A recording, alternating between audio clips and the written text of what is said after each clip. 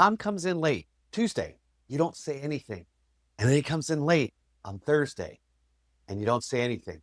He's late again the following week, and again and again and again.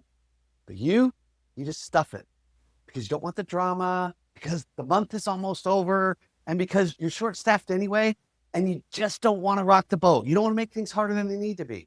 And then one day, after the 9th or 10th time, something inside you trips a wire and you go nuclear. You unload everything all at once. 2 months of frustration, just like poured out in 60 seconds of fury. And Tom, he's just standing there looking at you like you've lost your mind. Like, what is going on? Because from his perspective, if you look at it from there was no warning, no conversation, just you exploding.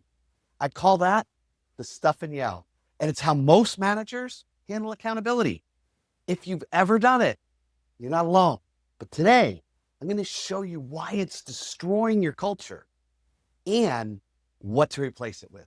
This is the start of a brand new 5-episode arc that we're going to focus the entire week, this whole week, and it might just change how you lead more than anything we covered so far in the War Room. So sit back and buckle in. 7 minutes, one truth, one execution move. If you're a leader who's tired of repeating yourself, tired of trying to find a way to create accountability without killing people, and tired of just always having to fight between should I say something or should I not, you're in the right place. I'm Chris Hunsicker, and this is the Dealership War Room. This isn't motivation. This isn't theory. This is a daily leadership briefing for people who actually have to produce results in the arena, at work and at home. You're in the war room now, so let's go. Here's the problem with that stuff and yell approach. It teaches your team that the only feedback that they're ever going to get from you is the eruption, the explosion.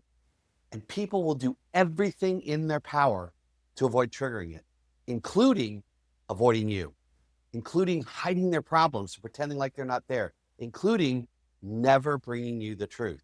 Because the last time someone brought you bad news, you just went off and crucified them. The stuff and yell, it doesn't just fail as a management technique, it poisons the culture everywhere it goes. It creates an environment where silence is safer than honesty.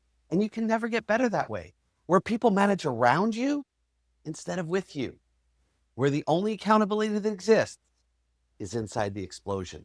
And that explosion is something that nobody can predict. And here's the thing, the managers who do this, they're bad leaders. They're frustrated leaders who just don't have a system, a technique, an approach, or a framework. They know they need to say something, they just don't know how. Or more importantly, when, or what kind of words to use. So they wait and stuff until they can't stuff anymore. And then they yell, they lose it, they explode.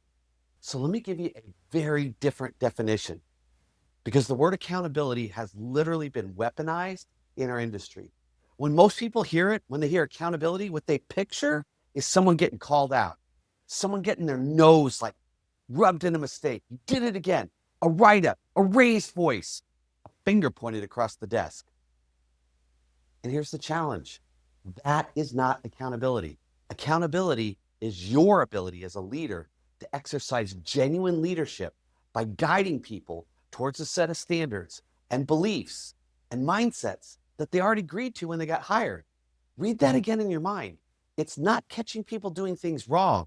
It's creating enough clarity and enough care that the right behavior becomes the expected behavior, agreed upon, understood, and owned by the person who's doing the job. Here's the dagger line.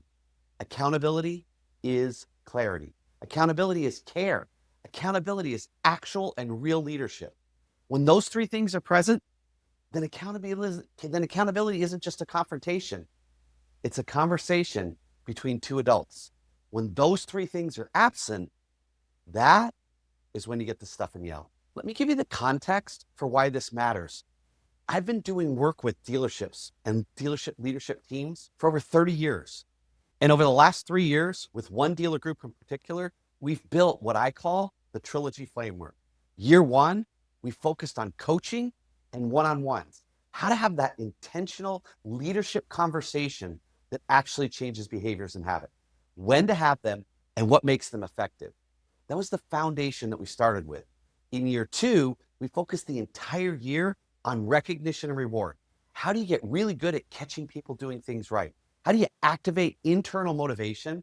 And how do you catch people at their best? This whole focus was, how do you build a 3-to-1 ratio of positive to negative or corrective feedback? Because the research in this area is clear that anything less than that, less than a 3-to-1 ratio, erodes commitment and erodes productivity. That was the activation. Now, year 3, we focused on accountability and execution, converting everything we built, the coaching, the cadence, and the one-on-ones, the recognition and the reward, the connection, into consistent, measurable standards that everybody lives by. And here's what's critical. This isn't new work. It's the completion of the work. Accountability isn't a standalone tool that you like bolt onto your operation and bring in every now and then when you need it. It's the 3rd chapter of the trilogy of excellent execution. And here's the secret. It only works if the first 2 chapters have been written. If your team doesn't feel coached, accountability feels like punishment. If your team doesn't feel recognized, rewarded, appreciated, then accountability feels like all you care about is when they're doing something wrong. That's the only time the intensity comes out. But when coaching and recognition are already in place, then accountability becomes the natural next step. Not a threat, a standard, a focus, an identity. Here's today's execution move. I call this the stuff and yell audit. And I want you to think about one conversation that you've been avoiding in your dealership. And you know exactly the one I mean. The person, the behavior, the things that's been just sitting on your mental to-do list for weeks, maybe months. Now I invite you to write it down, not the conversation itself, just the name of the person and the behavior. That's it for the day. Because here's the truth. The first step towards real accountability isn't having the conversation. It's admitting that you've been avoiding it. That's where the power lies. And tomorrow, I'm going to give you a framework that absolutely explains why that conversation feels so hard, and maybe more importantly, the shift that makes it all possible. It's called the Warp Standards Matrix, and it'll explain more about your leadership than almost anything else that you've heard this year, and it will be incredibly valuable for you increasing your effectiveness as a leader. And if you want to lead in a community where accountability isn't a weapon, it's a discipline, I want to invite you to apply for the Velocity Mastermind. That's where leaders, they stop stuffing and yelling, and they start leading with clarity, care, and real standards. You'll find the link in the description or the QR code on the screen. Just scan it and let me know. And if you know a manager right now who's just stuck in that stuff and yell cycle, frustrated every single day, and more importantly, avoiding the hard conversations and exploding when they can't take it anymore, do you know what I'm talking about? Send them this episode. It's the beginning of a different way, a different approach, because elite leaders don't stuff and yell. They build systems, make accountability feel like coaching, because it is, not punishment. Clarity, care, and leadership. Those are the 3. That's the real definition of accountability. And that's the kind of leader that you're becoming right now in the war room. So today, let's go out, create some leadership fire, and I'll see you tomorrow in the Dealership War Room.